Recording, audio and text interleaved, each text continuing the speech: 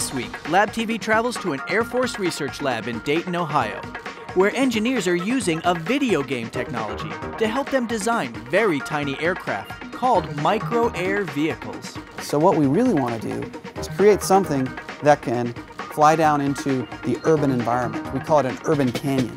Be able to zoom in close on somebody's face or an object, get really close and get a good look. Sounds like science fiction, right? Well, it is a big challenge, and one of the first steps is to study the controls and the flight of existing vehicles. So they're using a few store-bought toys.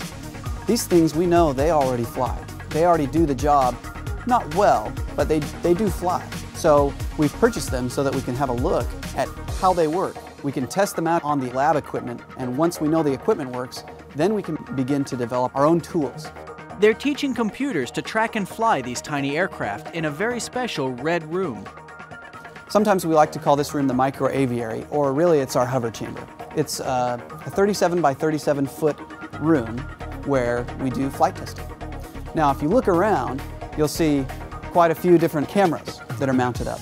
Now, these cameras are the same types of cameras that they use in Hollywood or in the video game industry to do motion capture.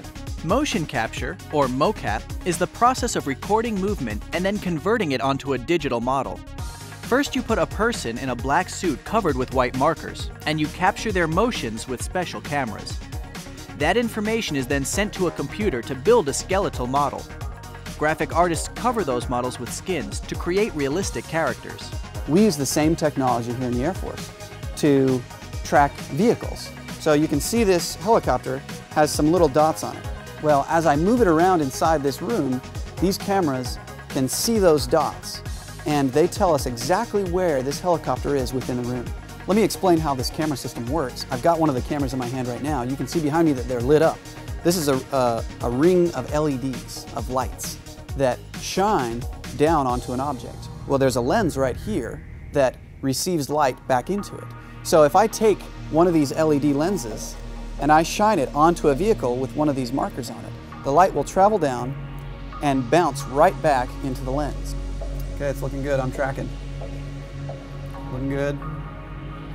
This screen right here is showing a graphical representation of the actual hover chamber that we have in there. If I zoom out here and show you a picture of all the cameras that are ringed around the room, you can see right here.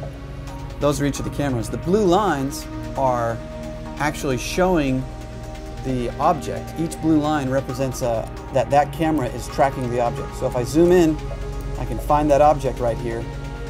That's a graphical representation of our helicopter. Each one of those little dots are the markers that we have placed on the helicopter. Once they know exactly where this vehicle is and which way it's pointed, they can run that data through a powerful computer called a real-time processor. Then they can teach the computer to fly the helicopter, or even to track another object, like this small truck. We have done nothing to this vehicle except put these little dots on it. And I can bring it in this room, and within a few hours of programming on the computer, I can make the computer fly this for me. I tell it where to go, and it goes there. These engineers have taken a motion capture system and made it into an aircraft control system. That's pretty cool. People who are just coming into their careers in the next 5 to 15 years are going to be working on these very difficult problems. They're the ones who are going to be solving these problems. It's a very exciting time to be a scientist or to be an engineer. To find out more about motion capture and micro-air vehicles, check out labtvonline.org.